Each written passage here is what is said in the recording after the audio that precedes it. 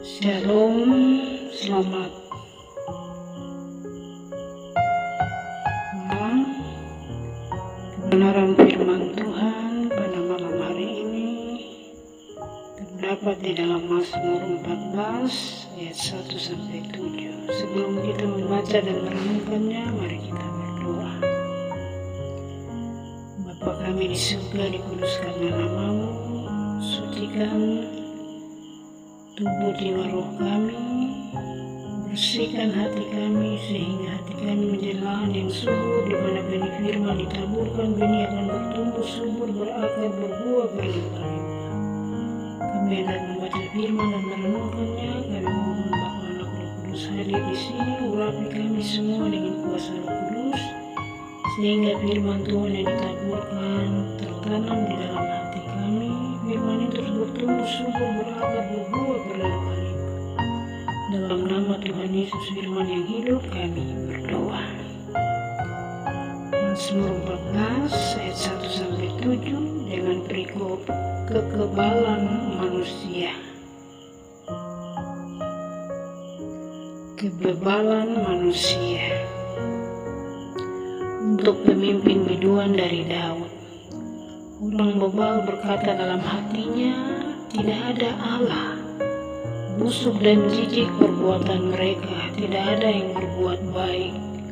Tuhan memandang ke bawah dari surga kepada anak-anak manusia, melihat apakah yang berakal budi, yang mencari Allah. Mereka telah menyeleweng, semuanya telah bejat.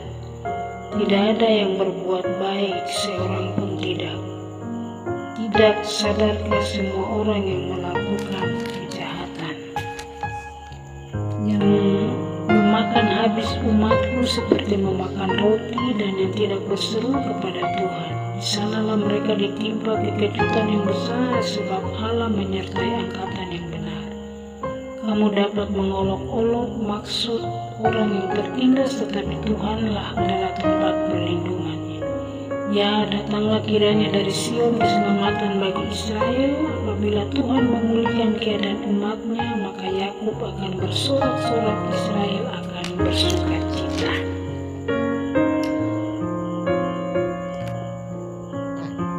Saudara yang terkasih di dalam Tuhan Yesus Kristus,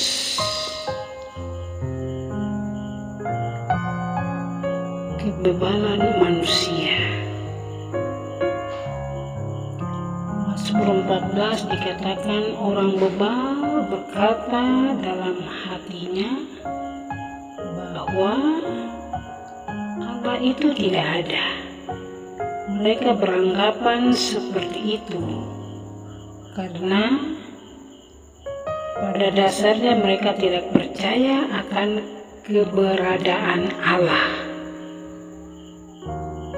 Jika dalam benak mereka sudah menyangka Allah tidak ada, maka secara otomatis mereka berpikir bahwa keselamatan itu berasal dari usaha manusia dan bukan pemberian Allah. Orang yang tidak percaya bahwa Allah itu ada biasanya menunjukkan beberapa ciri khusus, antara lain perbuatannya busuk, menjijikan, tidak berakal budi, tidak pernah mencari Allah, menyeleweng terhadap ajaran Allah, bejat, tidak ada yang berbuat baik, menekan dan menindas umat Allah.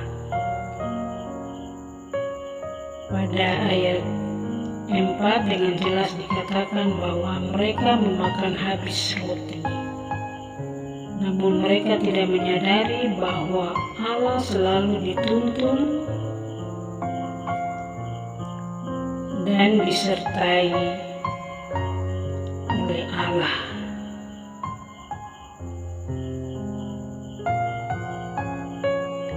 Pada ayat 4 dengan jelas dikatakan bahwa mereka memakan habis roti, namun mereka tidak menyadari bahwa umat Allah selalu dituntun dan disertai oleh Allah. Disinilah mereka ditimpa perasaan terkejut sebab Allah menyertai umatnya.